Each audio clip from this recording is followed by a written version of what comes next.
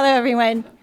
Welcome to the Wilson Center and the 10th Annual Nancy Bernkopf Tucker Lecture Series on U.S.-East Asia Relations.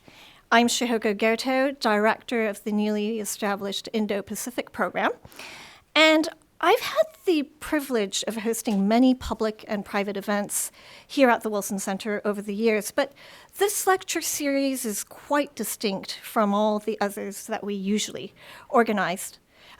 First, I'm under a great deal of pressure because I see my predecessors in front of me.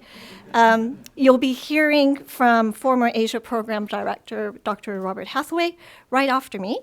And Bob has really set a high bar for all of the Asia Program Directors who have succeeded him. Also here, of course, is Warren Cohen, who is also a former Asia Program Director. But the second and most striking aspect of this event is that this is what I see as a love letter in action. Just over a decade ago, Warren Cohen reached out to Bob, soon after the passing of his wife, to ask about establishing a lecture series in his wife's memory. You will hear from Bob about Nancy's scholarship and her pioneering work on U.S.-East Asia relations as a diplomatic historian. But I also wanted to take this opportunity to thank Warren for entrusting us with the honor and privilege of keeping Nancy's legacy alive. And thank you very much, Warren, for demonstrating the power of love when two brilliant academic minds meet. So with that, Bob.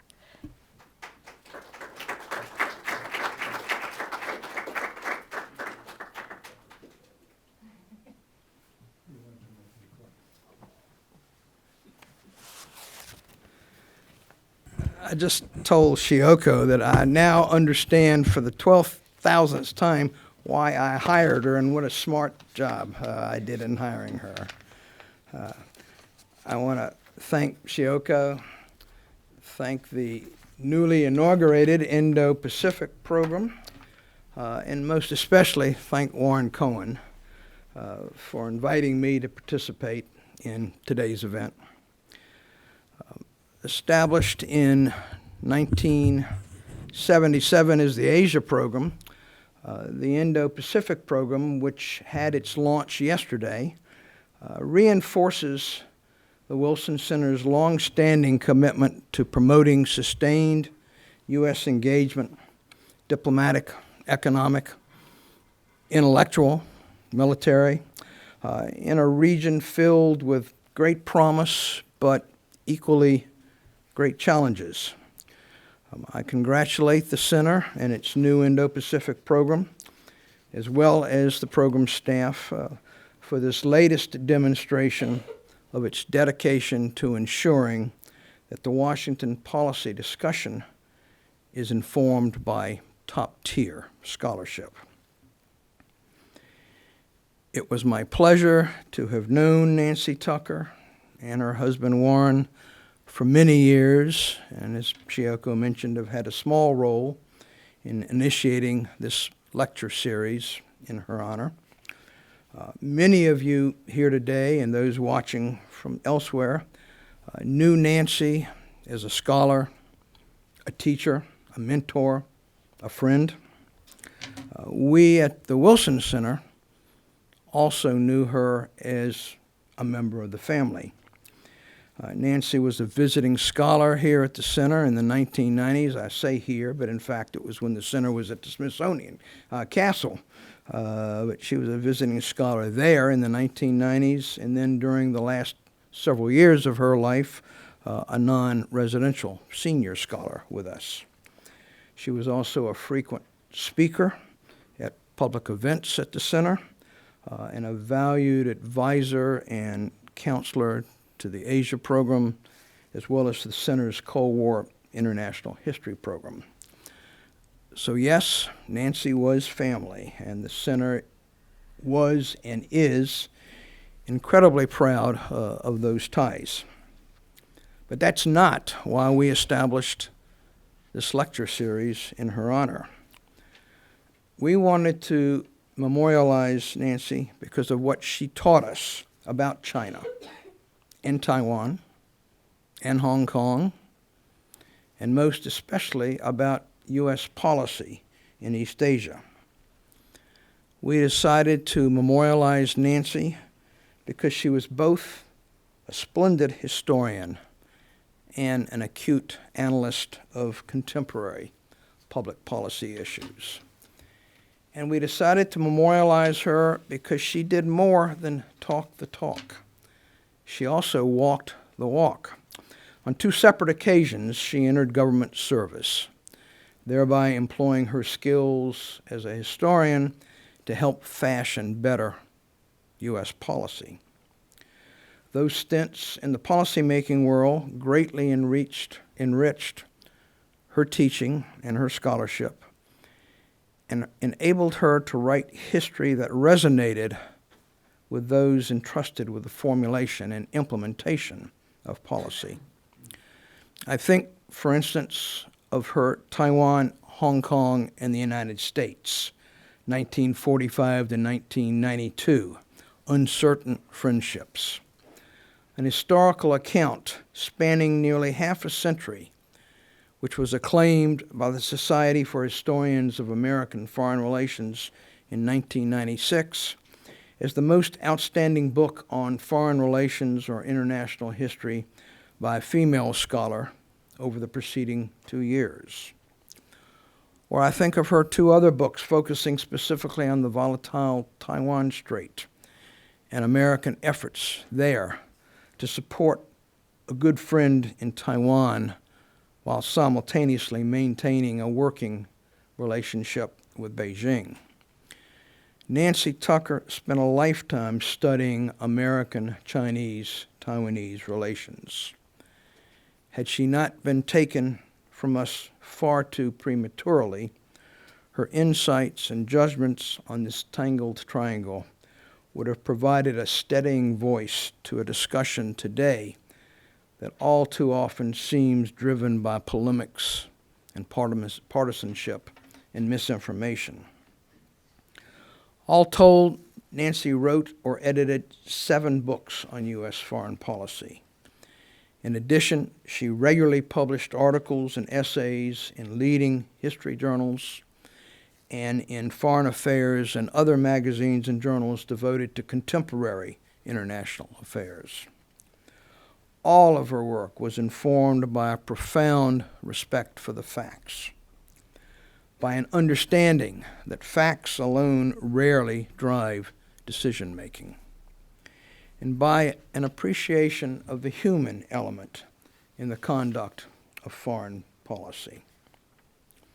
Today, as the United States and China face unprecedented challenges in trying to figure out how to live alongside one another, we miss Nancy Tucker more than ever. We are truly fortunate to have Michael J. Green deliver the 10th Nancy Bernkopf Tucker Lecture, Memorial Lecture. Nancy knew and admired Mike Green and would have been pleased by his selection as today's speaker. Dr. Michael J. Green is professor and chief executive officer of the University of Sydney's United States Studies Center. Previously, he held senior positions at the Center for Strategic and International Studies at Georgetown University and at other prestigious research institutes and universities. He also served on the staff of the National Security Council at the White House for 4 years during the first George W. Bush administration. Mike has authored numerous books and articles on Indo-Pacific strategy, including most recently Line of Advantage, Japan's Grand Strategy in the Era of Abe Shinzo, a book which was recommended by Foreign Affairs as one of the top 3 books on Asia for that year. And lest you think of Mike simply as a policy geek, you should also be aware that he holds a black belt in the Japanese martial art of Iaido, and he has won international prizes on the Great Highland Bagpipe. So he is a man of many talents. Mike, we are delighted to have you here with us today, and I invite you to come to the podium.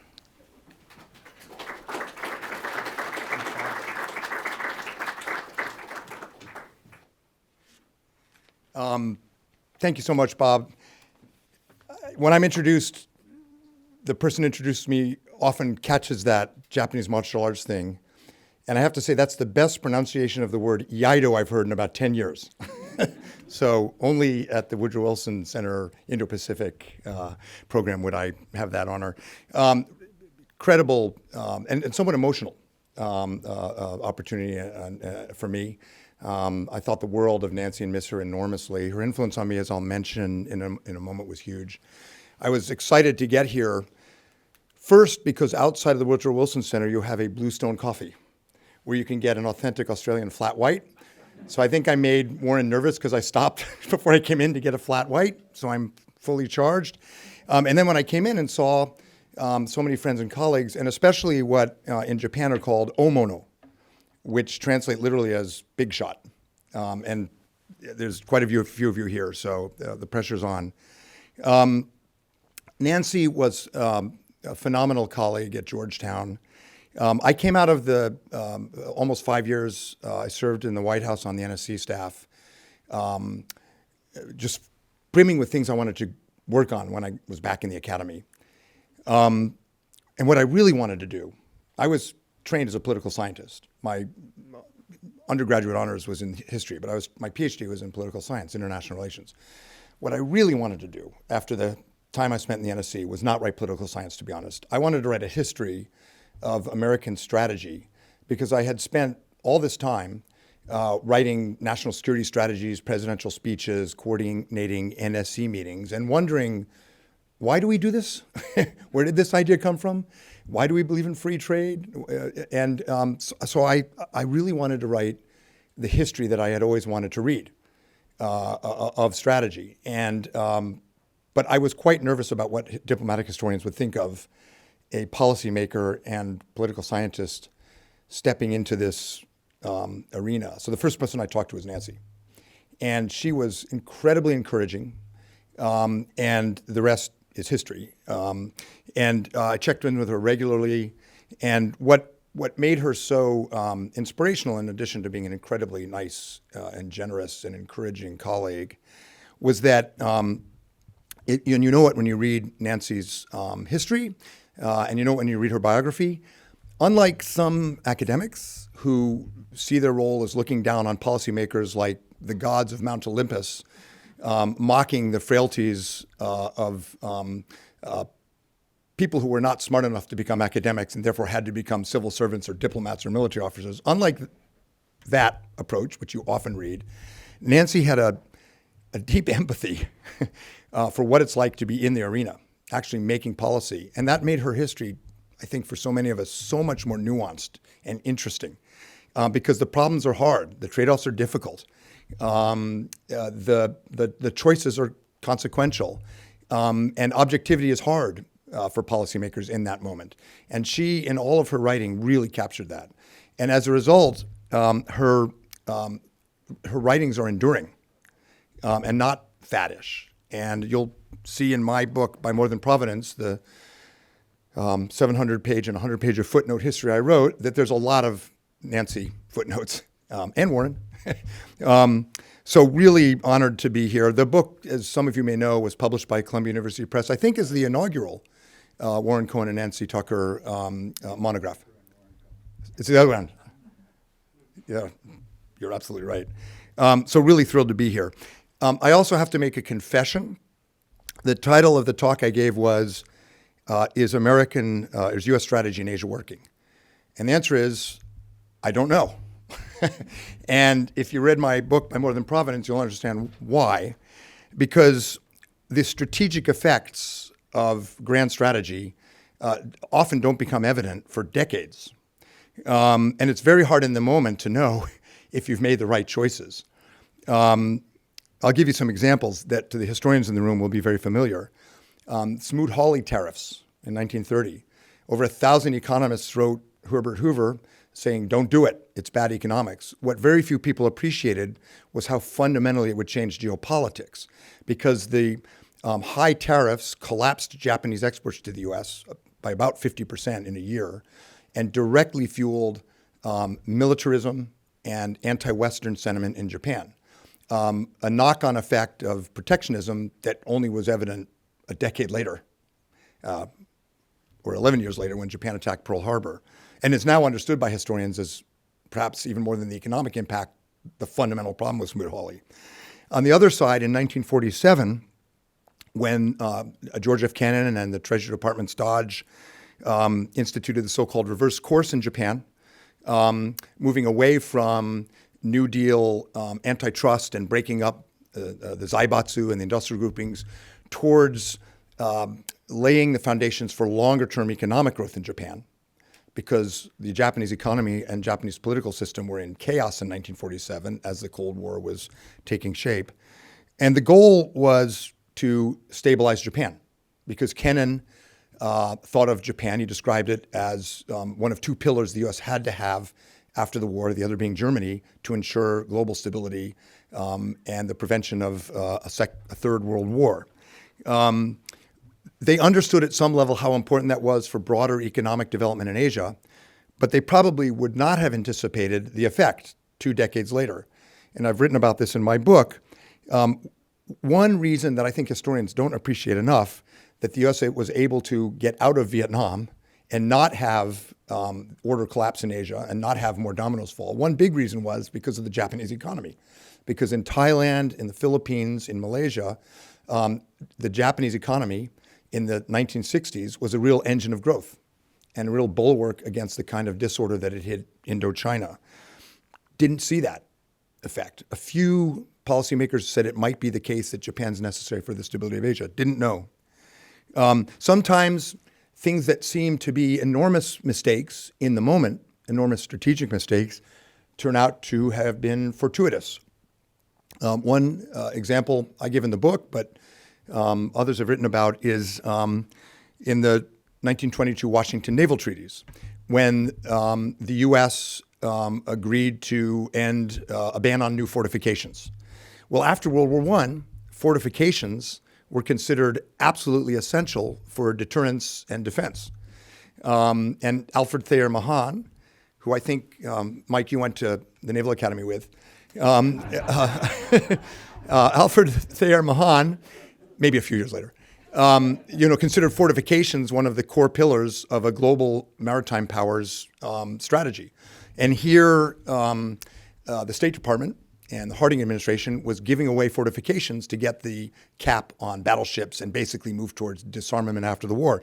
And Navy staff officers, Marines, hawks in the Congress said, this is crazy. And we've sort of lost the next war by giving up fortifications. Well, what that forced was the Marine Corps to figure out how to do amphibious landings in the 1920s, the Navy to figure out how to do replenishment at sea, and get around a world where you can't rely on fortifications. And in 1942, there were still fortifications, like Singapore, not so useful. So this innovation that was forced by what seemed to be a strategic, disastrous decision turned out to be quite handy.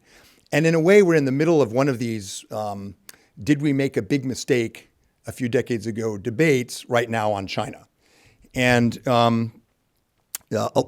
some of our friends who worked for the Trump administration or now the Biden administration have written pieces saying essentially we made a huge mistake beginning with Nixon engaging China. And we should have known, like Richard Nixon should have known. Harold Brown and Zbigniew Brzezinski should have known in '79. Clinton with PNTR, Bush, we should have known that we should have strangled China and the baby, strangled the baby in the cradle is sort of the implication. Well, for my book, I interviewed Brzezinski, Kissinger, Harold Brown, Windlord, Dick Solomon. The word they used the most to describe China in the 1970s? Not future democracy, not weak. China was too weak.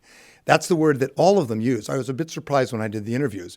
They needed to restore a balance of power particularly in the wake of the Vietnam War, at a time when U.S. share of global GDP had shrunk to 25%. When Richard Nixon was vice president, it was 50% of global GDP. So they needed a way to restore a balance of power. They didn't think of China democratizing or converging. And, I don't remember that being the assumption in the Bush administration. In fact, I remember President Bush, when he hired me, telling me the reason he wanted a Japan guy in the sea was because this thing with China might not work. And boy, are we going to need Japan, and boy, do we today.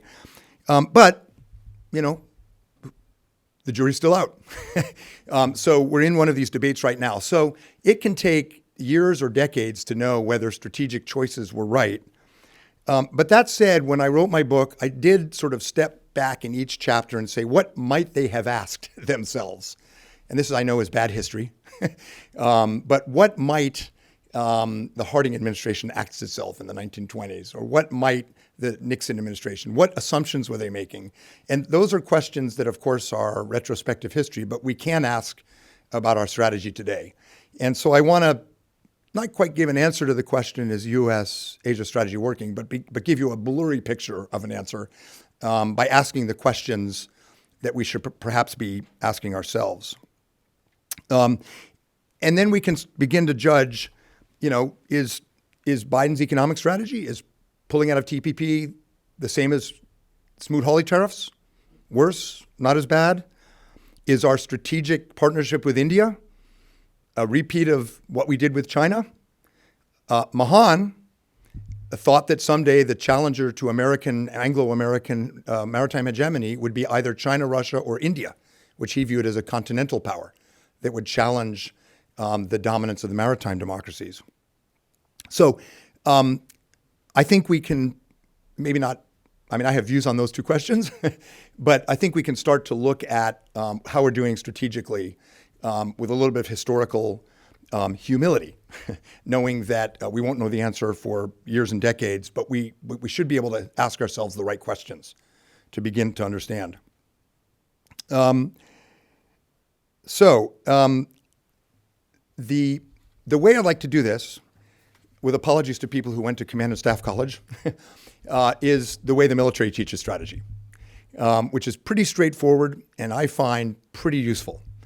And some academics give me a hard time for using military approaches to scholarship, but it's pretty handy. So if you go to Command and Staff College, you're taught that strategy is about ends, ways, and means. And it's important to ask yourself, if you have a national strategy, what are our ends? What are the ways we're going to implement it? And what are the means, the resources we have? And then that great acronym, DIME. When we are trying to implement our strategy and looking across the instruments of national power, we always have to remember the four most important ones that go to the acronym DIME. D, diplomatic. I, used to be intelligence, then it's information. M is our military tools, and E, our economic tools. Some people would argue that our acronym should be EMID, that E should come first these days, but those are basically the four areas of national power. Although I didn't make a big deal out of it, that's sort of the discipline I imposed when I wrote my book, to start looking at comprehensive national strategy. And before you get to your ends, ways, and means, and then the diplomatic and other tools to achieve them, the first fundamental thing you have to do in any strategy is assess the situation. You need to know particularly the distribution of power, the dynamics, in this case, in the Indo-Pacific. So let me start with that, then do the ends, and then get to the ways and means, the DIME. A little bit like the Naval War College, but Mahan knew what he was doing. So hopefully you'll bear with me. So distribution of power. One of the criticisms I had retrospectively of U.S. strategy when it failed historically was that there was a mistaken assessment about the nature of international power. So a good example is the 1920s. If you look at ways and means, if you look at how America did diplomacy and economic statecraft and military innovation, the 1920s were a renaissance for the United States. It was at the beginning of the 1920s that the Council on Foreign Relations was formed. In 1919, the School of Foreign Service was the first foreign service school. Herbert Hoover, as Commerce Secretary, established the modern Foreign Commercial Service.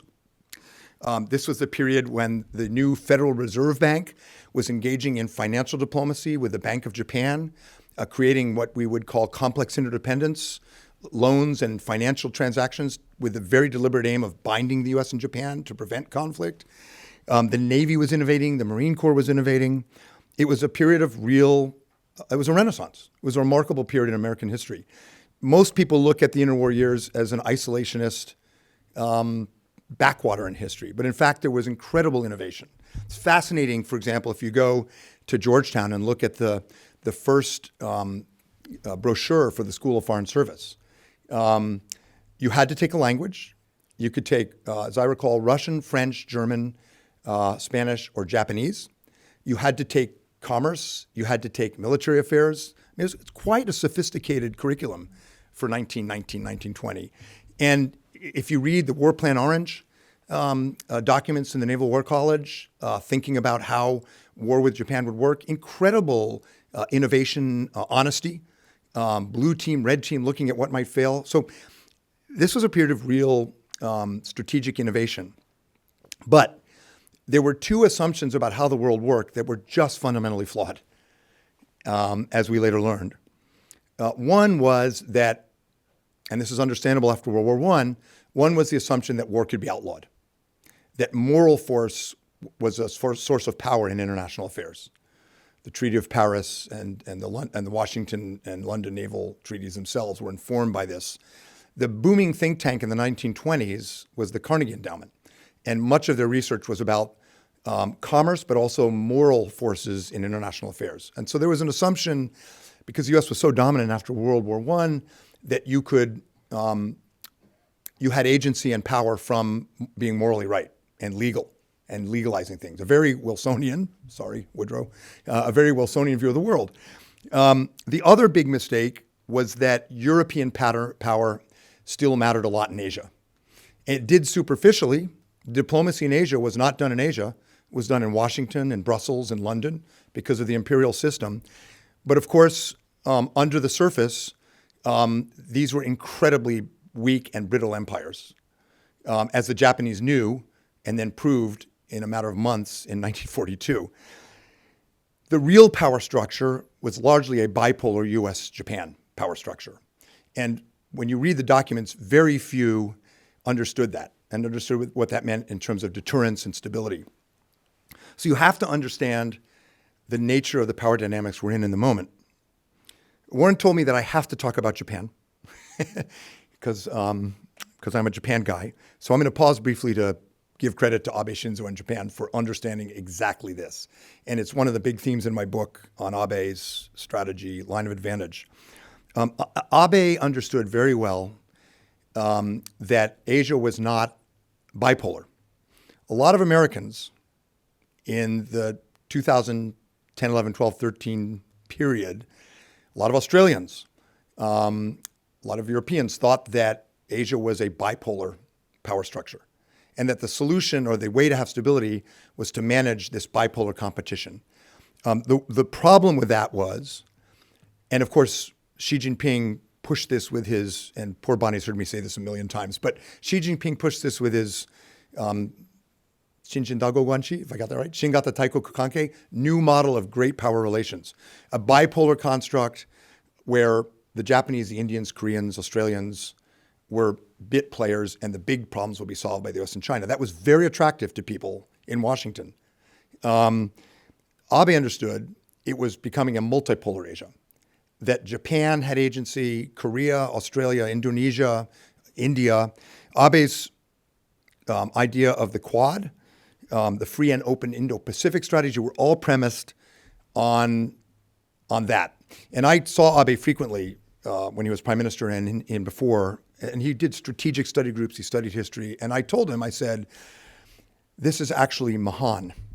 And he said, it's actually Sakamoto Ryoma, which is why I have a big section on Sakamoto Ryoma, who thought of some of these things before Mahan did in the 1860s in Japan. Abe also understood the limits of Chinese power. It took I think it's fair to say, it took the Obama administration a little while to warm to Abe. think they were initially taken aback by what they thought was a right-wing revisionist. But then increasingly, my sense is people understood he better than anyone captured the nature of the geopolitics in the region. In 2012, the Chicago Council on Foreign Affairs surveys showed that Americans were basically divided, the public, about whether the future in Asia depended on cooperation with China or cooperation with our allies. So I recall, and Bonnie knows this statistic, the allies got slightly better, but the trend lines up to 2012 were China, China, China. The last few years, we did this survey at CSIS, Chicago Council, my center in Australia. 80% of Americans, and by the way, Australians, Japanese, Indians, Koreans say the future of order and stability in Asia is cooperation among allies and partners. So I would give the administration, for this part, from what I see, and we can debate this, a pretty good grade. You know, a Georgetown A, which is, I think, hard to get. A lot of these people were in an earlier administration where there was a big debate about this, but I think it's a pretty unanimous consensus now across state, defense, and NSC. I was asked by Admiral Aquilino to be the rapporteur for the Regional Ambassadors Conference in Hawaii. So that's all the U.S. ambassadors from the Indo-Pacific and all the military commands and other agencies. It's a bit like being the Academy Awards host. I didn't design it. I didn't decide who wins, but I'd go out and introduce the speakers and lead the discussion. And I can't say a whole lot about it except there was a remarkable consensus across state, defense, treasury, development finance corporation, USAID, about these questions about the power dynamics in Asia and what we're facing. And I told the group and Admiral Aquilino, in peacetime, in wartime, of course, like World War II, you get that consensus. In peacetime, I'm not sure the U.S. government has ever had as much consensus, ever, about the nature of the power dynamics we're dealing with. So kudos to the administration. Ends, ways, and means. Let's do ends. Objectives. Where does this, to quote Petraeus, how does this all end? His famous line when he was commanding, I think, the 101st Airborne in Iraq, and they were marching up to Baghdad, and he told a journalist, how does this end? What happens next? So how does this strategic competition, how does this ally-centered policy end? As I said, the administration is very focused on strategic competition, has not been as clear about how this ends. And in strategy, you need to know what you're preferring the end state be, where you're heading. Abe knew. Abe's national security advisor, Yachi Shotaro, told me and said in an interview that from the moment he came back to office in 2012, Abe's plan was to shore up the US-Japan alliance, revise Article 9 of the Constitution, strengthen the Quad, strengthen ties to Australia, so that China would take Japan seriously and come to the table. It was all about getting diplomacy on a more even standing with Beijing. The Australians now, after standing up to Chinese embargoes and boycotts and not backing down, talk about stabilization with an S, not a Z, as my staff keeps reminding me. Stabilization with China, getting to a place where you can have a dialogue with China from a position of relative strength, which is why AUKUS and relations with Japan and the Quad are so important to Australia. The Japanese, the LDP, the Liberal Democratic Party, in its strategy document in 2022, the document that said we are going to increase defense spending to 2% of GDP, we are going to develop strike weapons, I mean, big, hawkish things. The first paragraph begins, our objective is a more productive relationship with China. What did the U.S. National Security Strategy say? The U.S. National Security Strategy said, peaceful coexistence with China is not necessarily impossible. Now, aside from sounding like, it was written by Dr. Spock from Star Wars, if you've ever been in government, and a lot of you have, you can just imagine how tortured that sentence was and how the poor syntax and grammar was the result of a complete inability to arrive at a consensus. And like Derek Mitchell, I've worked on a lot of these government documents. You can just tell they could not agree on what the end state was. And this is a problem in U.S. strategy. It's a problem because our allies are not signing up for regime change. Our trade with China, roughly 7.5% of all overall U.S. trade is with China. For Australia, it's over a third. For Japan, it's 20-some%. Korea's more. They're in the neighborhood. They're aligning with us, but nobody is signing up for regime change. And in the Trump administration in particular, but also to some extent in the Biden administration, it's unclear where this ends. Now, in their defense, Beijing's not exactly offering a platform to do this either. We have now, since the APEC dialogue, bilateral discussions on commerce and on fentanyl and on finance, because it's in China's interests in two of those cases. We don't have a real strategic dialogue with China, and we don't have a real discussion of where this goes. Very hard. If the U.S. has something of a zero-sum approach to this, China got there first, and it's much more zero-sum. And the things China's doing across the globe to undermine American allies' influence and power is relentless. So it's not exactly a benign environment or a hopeful environment. But at some level, even if you can't do it in the near term, I think it's important to strategy to understand how you want this to end. And I don't think, particularly in an election year, but in general, the American body politic is prepared to have that discussion. And living in Australia, I can see how important it is to execute a strategy that depends on allies. Let me go to the ways and means, the dime, and I'll go through them and give you some sort of top line assessments. D, diplomacy. So I think the administration is doing quite well. Understanding the multipolarity of the region, understanding the influence, agency, and ambitions of Japan, Australia, Korea, Indonesia, and India, and others, the administration is basically operationalizing that multipolar reality and is engaged in a flurry of minilateral and plurilateral security agreements. Asia, of course, is not like NATO. We do not have a collective security architecture. We have bilateral, so-called hub and spokes, San Francisco Treaty System alliances, and they're all different.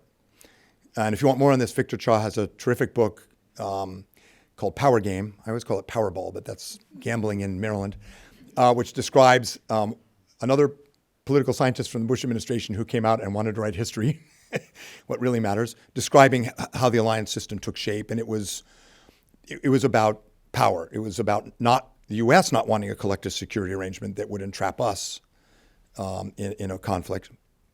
But that's what we were left with historically. It's the legacy is the bilateral. When Derek and I were in the Pentagon in the late 90s, that's when the U.S. started really pushing for minilaterals, U.S., Japan, Korea. It was hard going. It's amazing now how quickly the administration's racking these up. The Quad, and this is bipartisan, by the way. The Quad was elevated to a foreign ministers meeting in Trump, summit for Biden, former president. Former president makes that mistake too. AUKUS is living in Australia. I mean, it is enormous. The U.S. has only transferred these kind of technologies once before in 1957 to Britain, and there's a lot of whinging and concern about AUKUS in Australia. But the reality is, the U.S. is transferring a massive technology edge and capability to Australia, and with the U.K. The agreement with the Philippines, very significant on force posture and access. Doesn't get enough attention, but the U.S., Japan, Australia trilateral security relationship, there was just a keen edge exercise in the North Pacific with the U.S., Japan, and Australia that hit a whole new level of interoperability. If there's a Taiwan contingency, those are the two you got to have. And things are happening. Against all odds, U.S., Japan, Korea is back on track since the Camp David summit last July.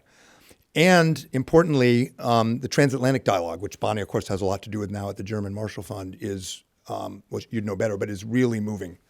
Now, a lot of this was enabled by Xi Jinping. I think a lot of it was demonstrated by Abe, but really strong success. In 1937, after the Sino-Japanese War broke out, the Royal Navy proposed to the U.S. Navy that we send an 8-battleship flotilla to the Western Pacific, something the Japanese had never seen, to deter them. And President Roosevelt said no. So we didn't do this kind of external balancing and alignment in our past, and it has deterrent effects, and I think it's significant. The underbelly, the weak side of our diplomacy right now, and I think you all know this, is in the so-called global South. Southeast Asia, the Pacific Islands. It's not all our fault.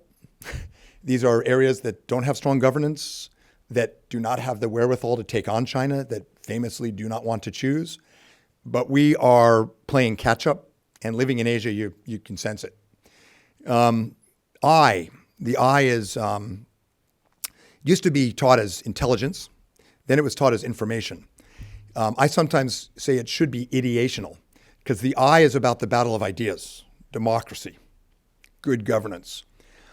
We should be prosecuting that fight on those grounds. In surveys I did at CSIS when I was there, of Asia, of thought leaders in Asia, democracy is a very powerful norm. It is not a Western norm. It's an Asian norm.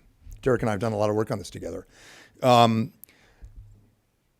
We don't formulate it well.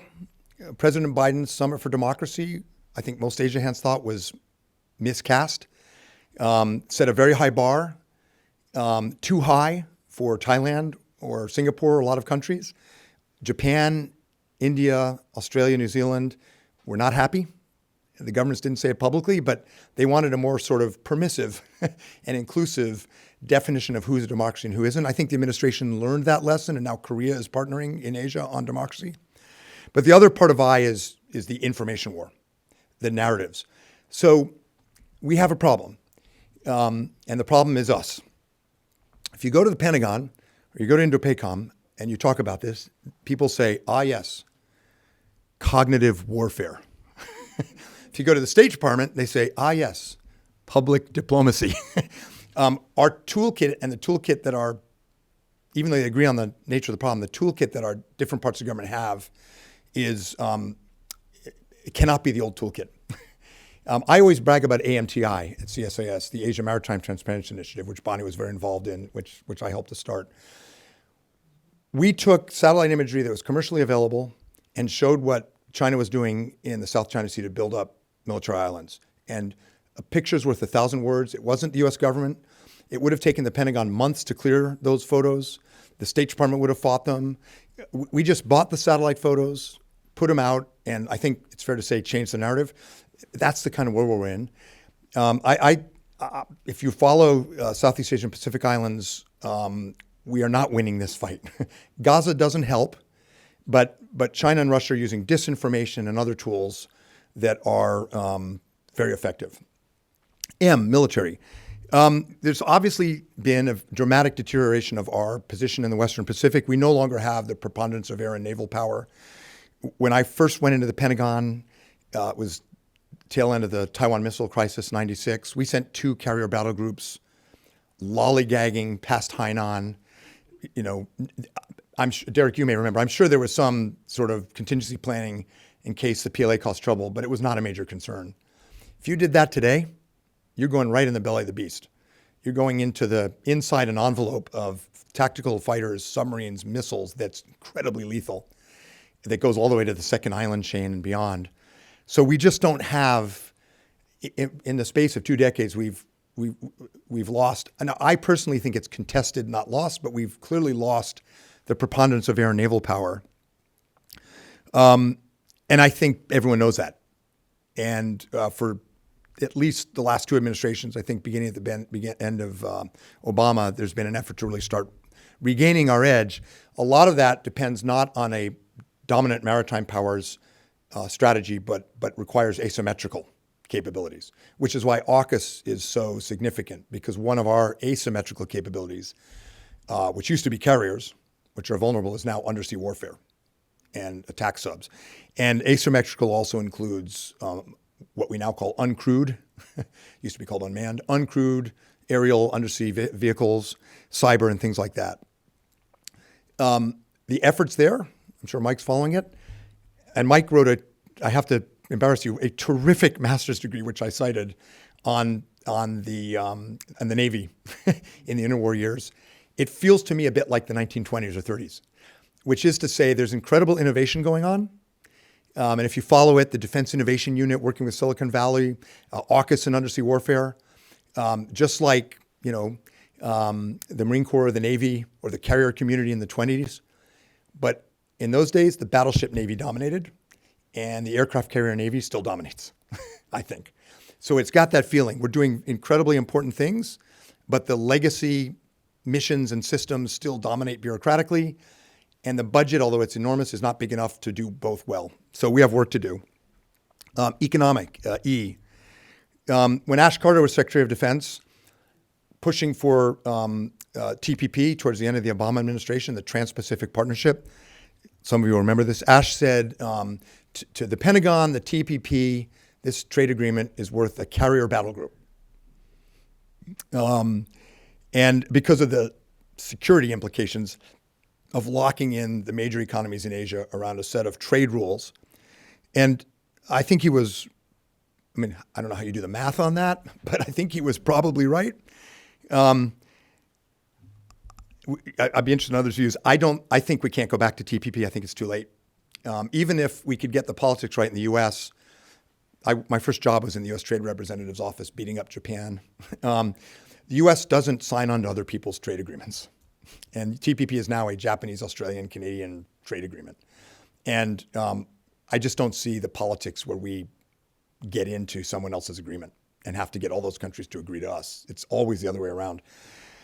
I also wonder whether, as important as TPP is, I also wonder whether it is the Smoot-Hawley tariffs of the 21st century. I think global economics is in a different place. And the plan with TPP for the Bush and Obama administrations was that TPP would lock in 60 to 70% of global economic output in the Asia Pacific, especially with Japan in it. That would give us leverage to go to the Europeans and finalize our TTIP, our transatlantic agreement. That would create essentially the entire OECD, enormous economic power, to then collectively go to China and say, you've got to stop the subsidies, the state-owned enterprises, the intellectual property rights theft. And as you'll recall, within Beijing, there were debates at one point about whether TPP could be the WTO that Xi Jinping used to reform the Chinese economy and get out of the middle income trap and grow. So there was support even in China for this idea, this gaiatsu, external pressure. That was what it was all really about. I don't think in the near future Xi Jinping's China is at all interested in any of that. Dual circulation, the strategy to basically import substitution on steroids, the whole approach, in many ways the weaponization and the wartime footing of Xi Jinping's economic policy means it's not going to work in the near term. So then the question is, what would an economic strategy look like? And our Japanese, Korean, Australian, Singaporean friends are relentless about this. They're very worried about the lack of an economic strategy. The business of Asia is business. You could imagine an agreement around digital trade, which would focus on setting the rules for digital trade among the democracies, and Vietnam would be in, not a democracy, but very worried about Chinese influence in the digital space, to set rules about data localization, what Abe called free flow of data with trust. You can imagine that. There was an effort. Rahm Emanuel in Tokyo pushed hard for this. The administration's not going to do it. Big tech is bad. And the progressive left thinks that trade agreements of any kind are bad, and big tech is bad. So a digital trade agreement would help big tech. And if it helps big tech, you can't sell it. My sense it's more acute than that. It's a few tens of thousands of votes in Michigan, Pennsylvania, and Wisconsin. But maybe after the election, there's a chance to start building this. Right now, it's a vulnerability. My sense is we're not dead yet. The U.S. economy is doing incredibly well. The IRA, the CHIPS Act, is spurring investment in the U.S. We are an attractive economy. We're not being left behind in global economic terms, in terms of financial flows and foreign direct investment and tech. So we have a little bit of time to get this right. But I do personally worry that if after the election, whoever wins isn't thinking about this, we will just continue to hemorrhage economic influence in Southeast Asia in particular. So that's a problem. So that's the dime. So is it working? Well, I don't know. In one sense, you can say it's working. I mean, deterrence and dissuasion is about, as Admiral Keating used to say, convincing leaders in China that every day they wake up and think, not today. So in that sense, it's working. The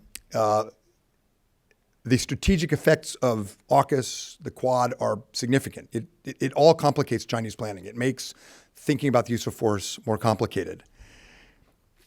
The problem with that is it works until it doesn't. And we have to take a hard look at deterrence. And history also teaches we have to be very steady.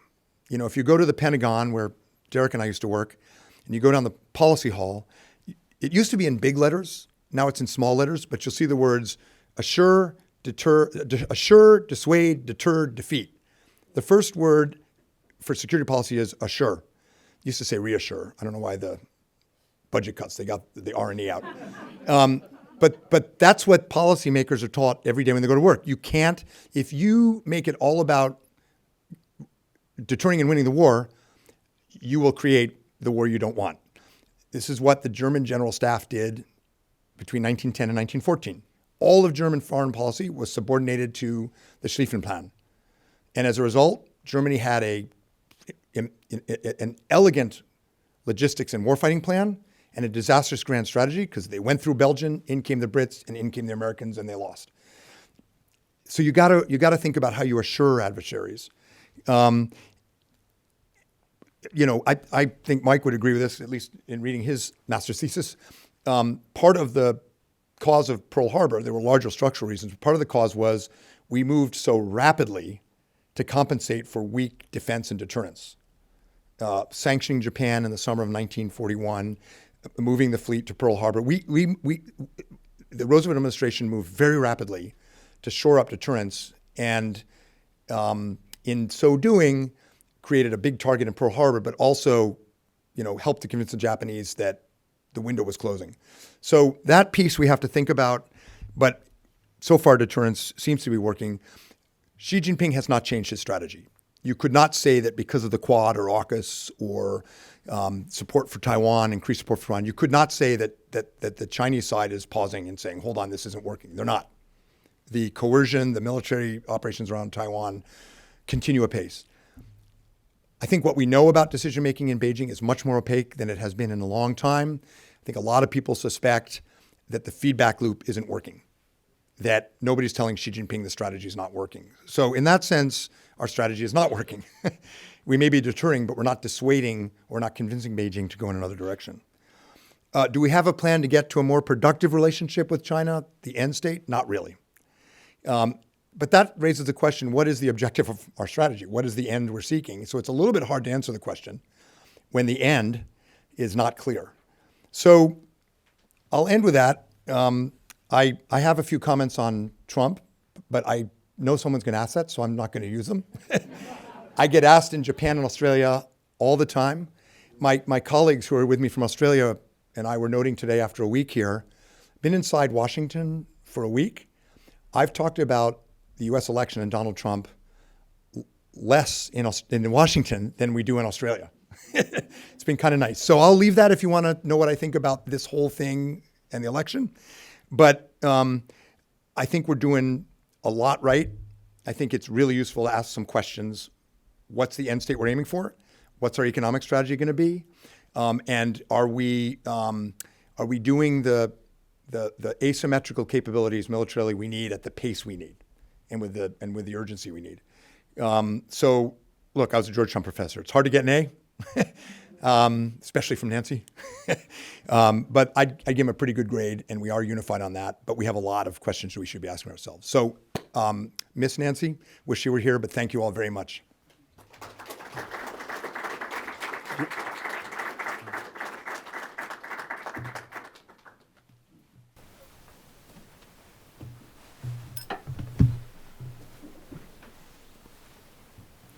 Thank you so much. Oops. Thank Thank you so much, Mike. Covered a lot of ground, and I know we all have a lot of questions, but if I can ask the first question, you talk about endgame. One of the successes of Japan, as we see the United States taking on, especially on the economic front, less of a leadership role in the Indo-Pacific, we've really seen greater expectations for Japan taking on a role not just in economic, but also in strategic kind of shaping the goals of the region. We see Japan had been at the forefront of developing this idea of a free and open Indo-Pacific.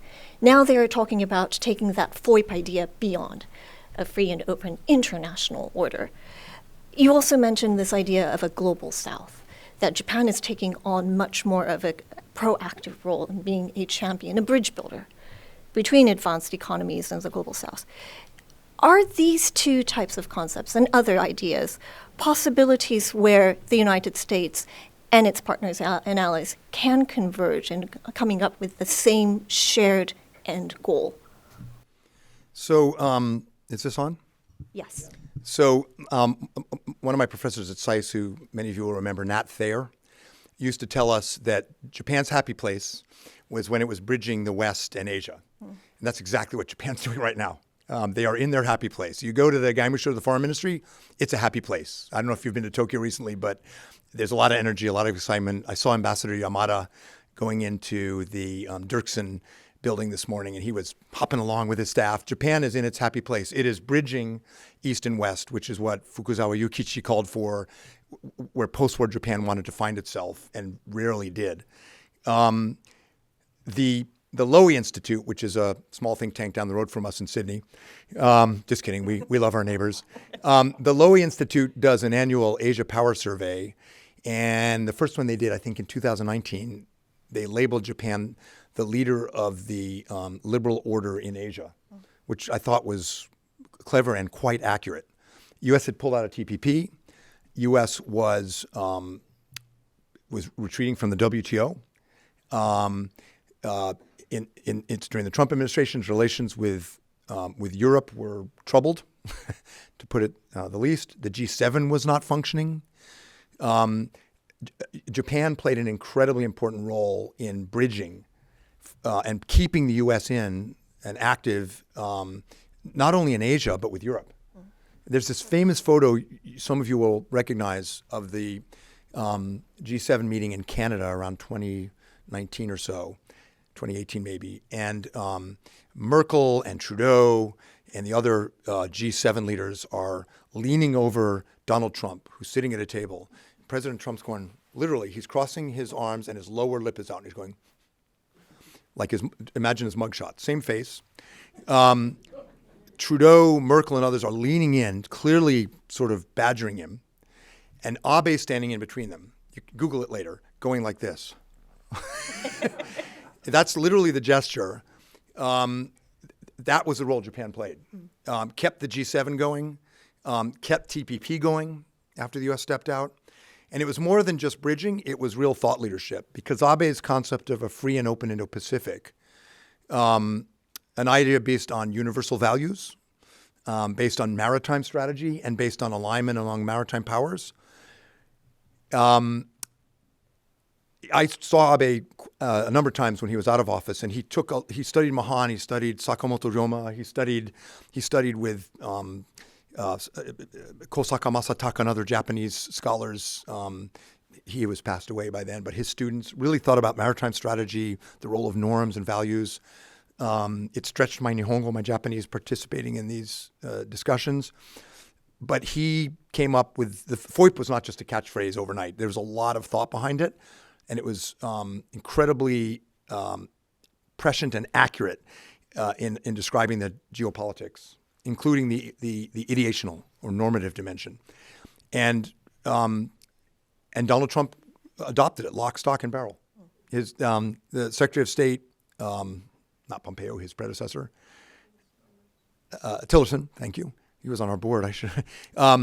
His speech at CSIS, his first speech on Asia, he used the word free and open Indo-Pacific. His staff literally got it from the foreign ministry, like 2 weeks earlier, I think. The Australians now use this term. When President Biden was elected, some people said we can't use that because it's Trump. Our friend Kurt Campbell said it's not Trump, it's Abe. So both, you have Trump and Biden both using the same frame. The New Zealanders, the Canadians, and now the Koreans have an Indo-Pacific strategy. When you use the word Indo-Pacific, you're being Mahanian. You're being a maritime strategic thinker. Bonnie will recall, we did a survey about 10 years ago. Rory Metcalf from Australia, big advocate of Indo-Pacific thinking, he said, hey, could you ask in your survey of thought leaders in Asia, what do you think of the term Indo-Pacific? Loved it, Japanese, Australians, and Indians. Not quite sure, Americans. Hated it, China. One problem was Koreans didn't like it either. Korea is both maritime and continental. One of the big problems in Abe's strategy was Korea was sort of like a blind spot. We're past that with Korea, with Yoon. Hopefully that will last. So I think the influence of Japan is not just the bridging, but the chiteki koken, the thought leadership, the thought contribution. And I think it's enduring because it's an accurate rendering of what's happening in the region. Good time to be a Japan hand. It is again. Business is good. We talk a great deal about institutionalizing relations, that relations should go beyond personalities and beyond political parties and democracies. There is obviously the concern about the US-Japan-Korea trilateral partnership. But I'm also concerned about the lasting impact of this Indo-Pacific strategies and the conversions of those. You talk a great deal about Shinzo Abe, but I don't think you've referred to Fumio Kishida. No. Japan is facing a great deal of political uncertainty within the ruling Liberal Democratic Party. The expectation is that there will be leadership change. The United States may or may not have a leadership change. We are seeing Korea will be having an election next month. To what extent is this idea of Indo-Pacific strategies that are emerging can be continue beyond personalities and party politics? So it's a really good question. And I think there are two dimensions to it. One is political leadership and continuity. And the other is how do you actually institutionalize some of these new alignments. On the political leadership, I mean, you tell me, but I don't think we're going to have another Hatoyama Yukio in Japan for a long time. I don't think you can get elected in Japan running against the alliance, running against the Quad, running against Australia and India. There is no Datsube Niwa. There is no, Hatoyama's big thing was getting away from the West and embracing Asia. That means getting in a cage with China. There was a good friend of mine who was a vice trade minister. I wrote about this in my book. I had to get his permission because I had a luncheon conversation with him, which I'll relay, and I put it in my book, and I had to clear my book with the White House. And this was one, they wouldn't let me put it because it was a discussion I had with a Japanese official while I was a government official. So I had to write him and get his permission. He said, yeah, you can use it. So senior trade official came to see me when I was in the White House in 2005, and he said, we have a big problem in Asia with China. China's becoming a problem.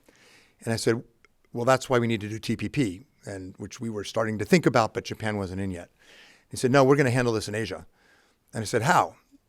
This is METI, the trade ministry. At that point, the Asia first thing had some currency. I said, how are you going to do it? He said, we're going to build a cage called RCEP, a regional economic agreement. We're going to build a cage around China and get China in it.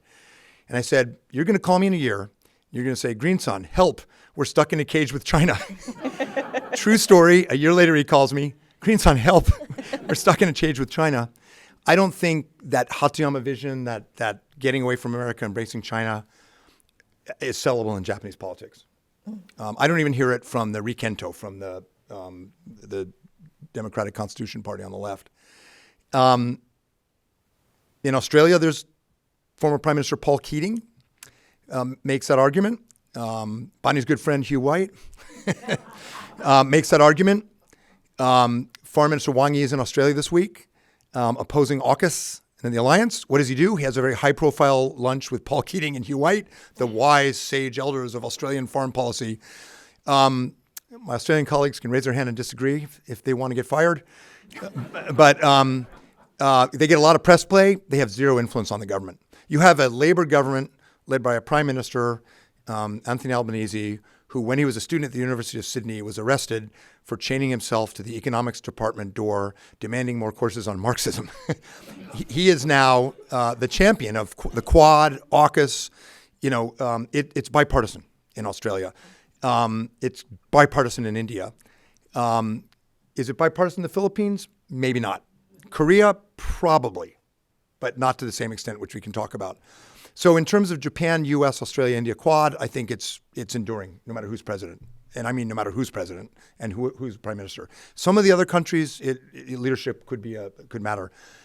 The other way leadership could matter would be if, as many suspect, Kishida's forced to step down in September. We might be heading into one of those periods in Japanese political history, usually after a long-term standing prime minister. Nakasone, Koizumi, Abe. Australia has this problem too, parliamentary politics. When you have a strong leader for 5 to 8 years, you often have a string of unsuccessful leaders. Killed the Obama administration with a new prime minister every year. That's a risk. There's a risk in our politics that a new president, that it's so chaotic, you can't get things done. But in terms of that's getting things done. But in terms of the strategic direction, I think it's pretty baked in. We'll have to watch Korea and the Philippines. In terms of institutionalizing, and you're not talking about, like, when people used to say institutionalizing, they were talking about a region-wide multilateral, you're not talking about that. You're talking about US, Japan, Korea, and yeah. So there are two things which I'm watching very closely to see if that question is answered by yes, we're institutionalizing. Because the alignment has to be followed up by procedures, practices, agreements, and not just joint statements. Like, I worked in the White House 5 years. It's fun writing joint statements and then hoping that the Pentagon will implement them.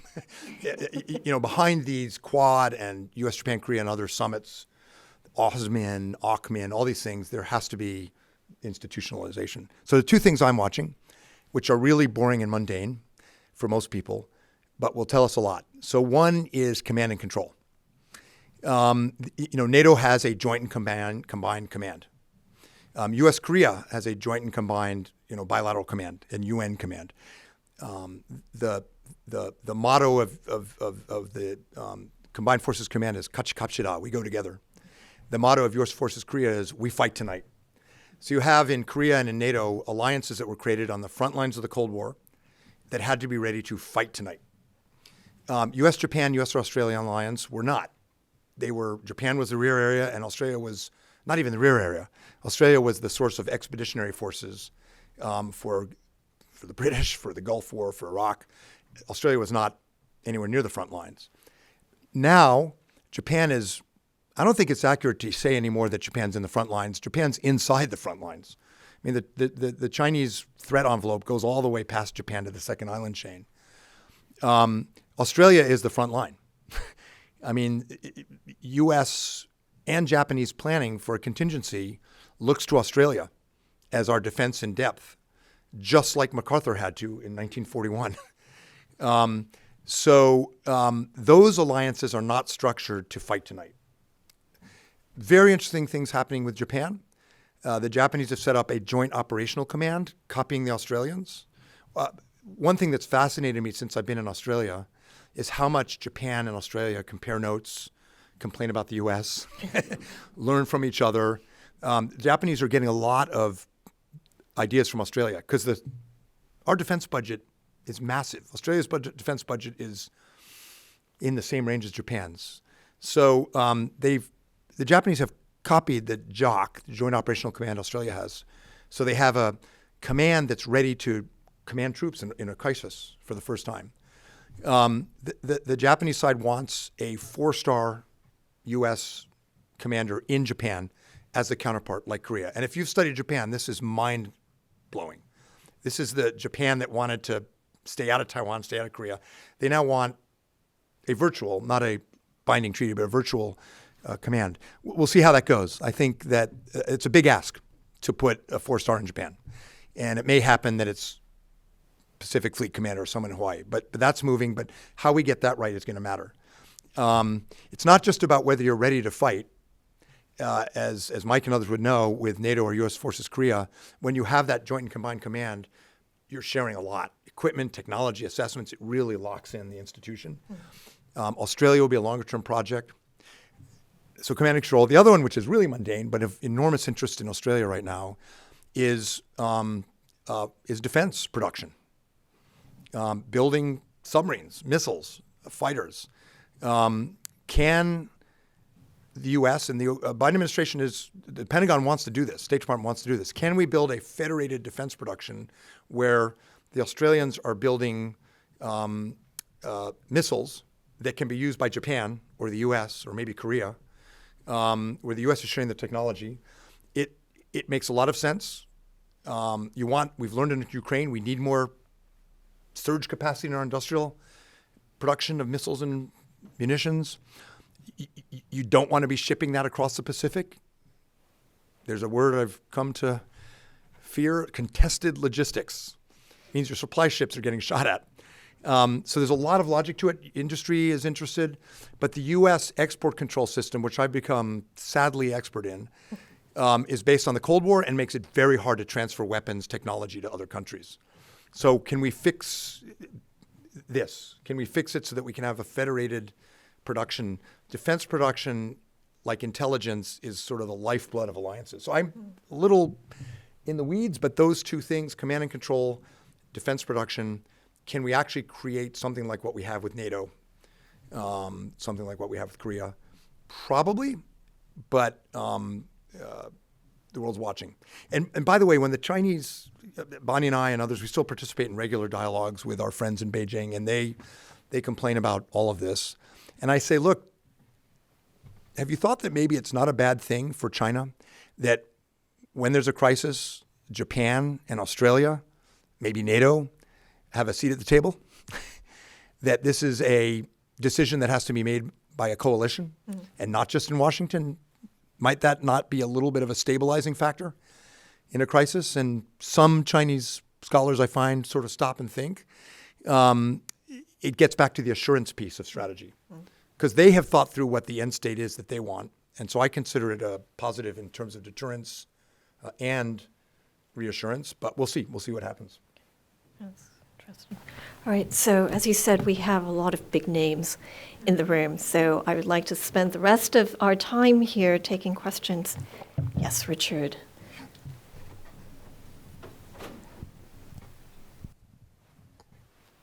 Thank you very much, Mike, for a great presentation.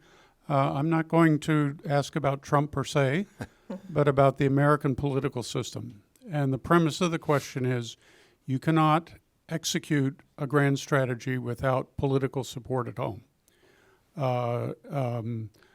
Political leadership, broadly defined, that understands the need for a strategy and the need to make trade-offs, that understands the logic of the strategy, whatever it is willing to resource it, and that politics stops at the water's edge. How do you evaluate the United States on those terms? So I've written a couple books now on histories of countries' grand strategies, which is a risky thing to do. And I believe there is such a thing as what you might call strategic culture. But you have to recognize two things. One is I'm frequently asked, you weren't asking this, but I'm frequently asked, like, how can we have a grand strategy right now? We have to get our own house in order first. You hear that a lot. Can't stand that. It's sort of like you're in a bar and some bully is attacking your friend and you say, could you hold on a minute? I have to go to the gym and work out for 6 months. You have to, and in fact, most successful grand strategies historically are not at times when you're strong and confident. It's when you're really worried about your ability to maintain deterrence and stability. And so that should not be an excuse for not doing grand strategy. The fact that we're messed up or weak, you got to work with what you have. The second thing is, that democracies in particular and the U.S. are not capable of grand strategy. You're not saying this either, but I started at the beginning of my book with de Tocqueville, his quote from his travels across America in the 1820s, where he said that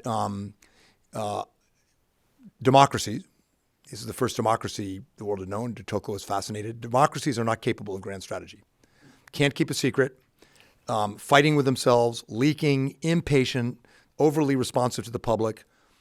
All true. But democracies do grand strategies.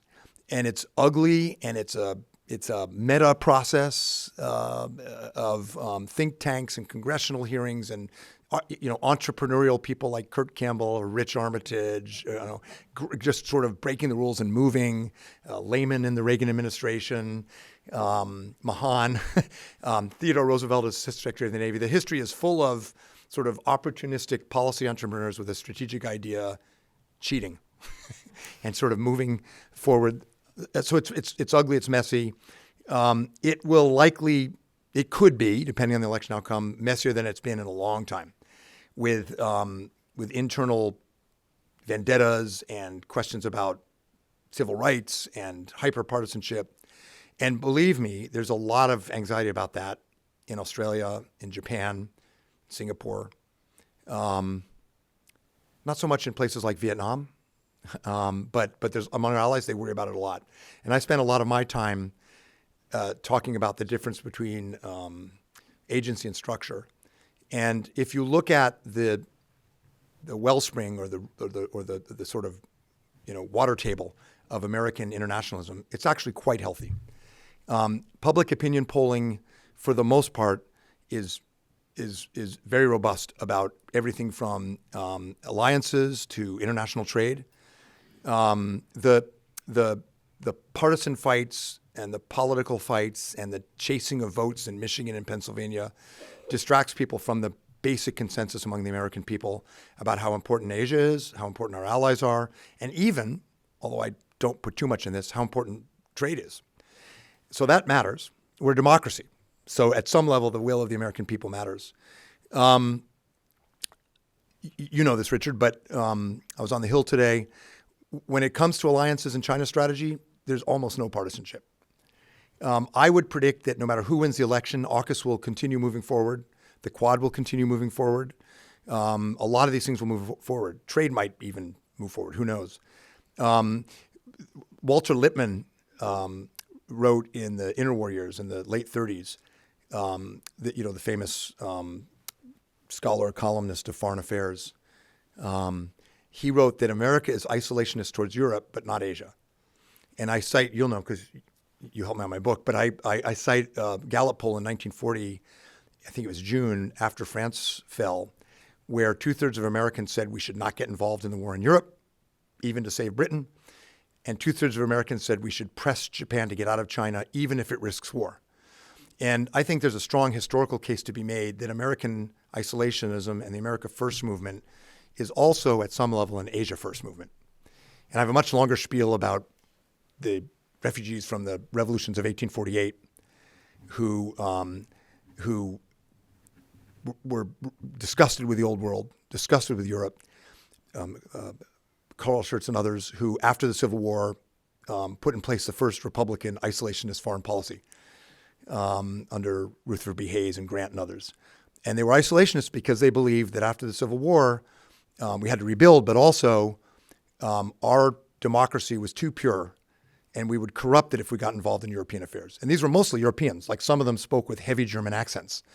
And they were from places like Western Pennsylvania, Ohio, Minnesota, and Robert Taft, his isolationism against NATO.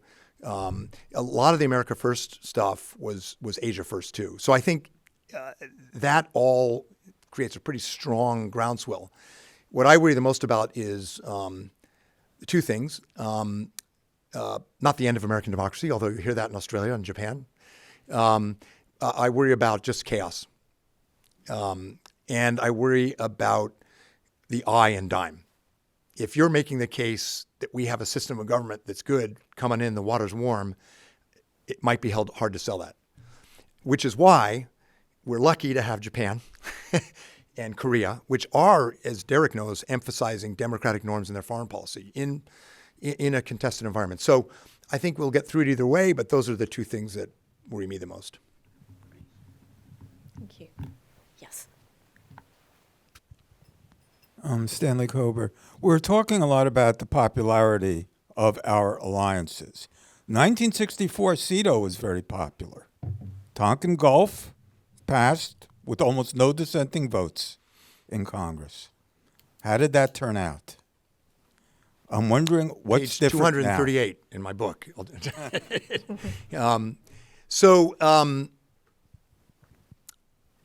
CETO was not particularly popular in Asia, to be clear. Sorry? No, I just said that. Yeah, and people like Dulles, the Australians, knew that CETO was a house of cards. It was a thing governments do when they don't know what to do. It's a piece of paper. What I'd say is different today is support for the alliance with the U.S. and Japan is over 90% in most polls now. I think that's still true. Like if you ask the Japanese people, do you like sushi? You might get the same numbers. I mean, and in Korea as well. In Australia, it's a little lower. The left in Australia has a healthy sort of skepticism of the U.S. that survives everything. The left in Korea and Japan have sort of started giving up a little bit. That's not really true of Korea. But quite consistently high in Australia as well. Views of the U.S. are very positive in India, quite high on the Philippines right now. But our treaty allies, Thailand's more complicated. We can come back to that. But our treaty alliances have very strong support. It is, when you live in Australia or you live in Japan, it is kind of amazing because we're very hard to deal with. It's one of the things you realize living in Australia or traveling to Japan or Taiwan. We're really hard to deal with. And there are some polls in Japan, I think Yomiuri, where the public is asked, do you support the alliance? And it's 85 to 92%. And then I think it's Yomiuri asked, do you trust the Americans to do the right thing? That number's going down. So what do you do if you're Japan, Australia, Korea, and you're worried the U.S. won't do the right thing and you're looking at the U.S. election? You get inside the system as much as you can. I saw Ambassador Yamada bouncing into the Senate Dirksen building. Our system is incredibly permissive for countries, for every country, but especially allies we trust. You know, you go to the Pentagon, you go to the U.S. Army Pacific, there are Australians embedded in the commands with Five Eyes. Japan is incredibly trusted. I think the UN government is really respected. So one thing you do if you're those countries is get inside the U.S. system and shape it. And I think there's a level of confidence among the governments they can do that, no matter who's president. The other thing that you do is you spend more time with each other. So I see so many delegations coming from Japan and Korea to Australia living in Sydney, and I'm detecting that a lot of the time the topic is us. and I remember, you know, when Trump was running, a prominent Japanese foreign policy intellectual, many people here know, I'll tell you during the reception who it is, said to me, so I worked for Jeb Bush's campaign. So he said to me, if Trump wins, we're going to have no choice but plan B in Japan. And I said, what's plan B? And he said, we're going to have to get together with the Australians and the Indians and even the Koreans. And I said, you know what? The Jeb Bush foreign policy strategy, plan A for Asia, was for Japan to get to with the Australians, the Indians. So that's also happening. And I think, you know, to your question about Japan and leadership, it's going to be more of a, depending on how the election goes, it's going to be more of a collective effort from our Asian allies. You know, scholars, not historians, political scientists like Charlie Kupchan have written that one reason American, this is not pejorative, it's academic, hegemony or liberal hegemony has survived so long in spite of our share of global GDP dropping in half is because our system can be shaped by our allies. And so that's, I think, what happens. CETO, Australia, if you read the historical record, was very involved on CETO. You know, Cambodia, Vietnam, not that much. They were the objects of American foreign policy. It's a useful parable, but I think it doesn't apply in the case of the alliances today. Right. So we have a hard stop at 5:30, but we can probably take one more question if not. Oh, yes. Thank Yes. you so much, Professor. I I'm sorry. Hi. Thanks again. I resonated to your comment about Georgetown because I have the honor of auditing a class on Manchuria with Royal these Saxon. brilliant 19-year-olds, and I wish I'd had that class before I went to Shenyang in the late 80s. But so that reminded me, Japan and Russia. Where is Russia, or strategizing about Russia, or dealing with Russia in the Pacific, in the complex of issues you discussed? In 2 minutes. Is Russia in the Woodrow Wilson Center's Indo-Pacific program? No. It's amazing. Well, it's amazing how much at the Indo-Pacific Command, in the East Asia Bureau of the State Department, how little Russia comes up. Russia's a revisionist power. It's a net exporter of instability and uncertainty, but it is still a pretty significant power in Asia. The Russian Far East fleet is exercising pretty actively right now, often in ways that coincide with PLA exercises that are worrisome, often jointly, including offensive bombers and things like that. And the alignment of Russia and China and Iran is problematic for us. It gives North Korea a lot more room to cause trouble. I think North Korea is basically protected in the Security Council now by Russia and China, which was not true when I was in government. You know, the U.S., Korea worry that North Korea might even be a spoiler in a Taiwan contingency, that Russia would want, or China would want that. I'm not sure. But so the Russia-China alignment is a problem on the Korean Peninsula. It's a problem in Southeast Asia because a lot of the disinformation in places like the Solomon Islands or Bangladesh or Sri Lanka, where I recently visited, is Chinese propaganda using Russian methodology and helping the Russians because it's about Gaza, but it's also about Ukraine. And the Chinese basically in their propaganda and disinformation campaign are advertising for Russia. So that alignment's a real problem.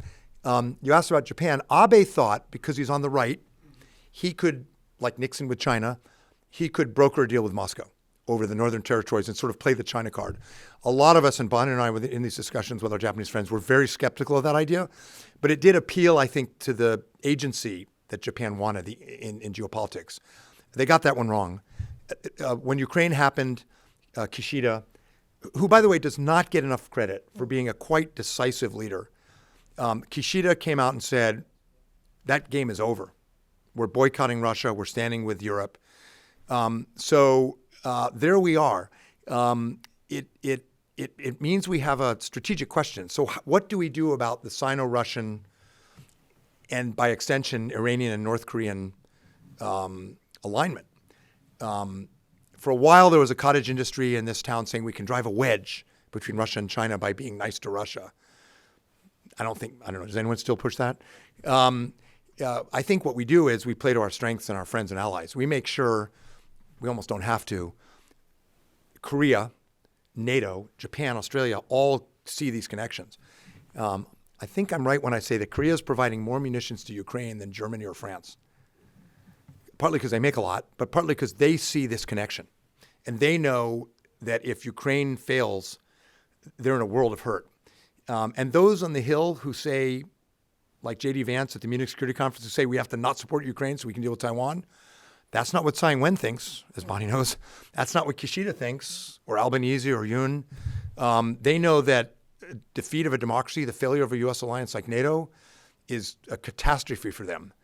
So that's how we should think about it, in my view, for the time being. How do we turn lemons into lemonade?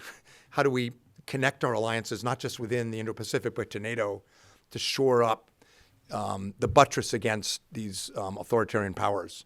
But I'm glad you asked the question because people normally don't think about Russia when talking about East Asia. And there's a reason the Russian eagle has two heads. One of them's maybe a little emaciated, but so great question. Thank you. Yeah, thank you. And this has been such a rich discussion. Thank you so much for joining us today. I know that we have a lot of questions to ask you, but if, as Mike just said, we are having a reception across the hallway in the dining room, so if you could join us there, I hope that Mike can answer some questions at that time. Free food and tea. So thank you again. Thank you, Warren, very much for allowing us to have this lecture series. We hope that we will see you again in this room next year. And for now, let's go enjoy each other's company. Thank you. Thank you so much. Thank you.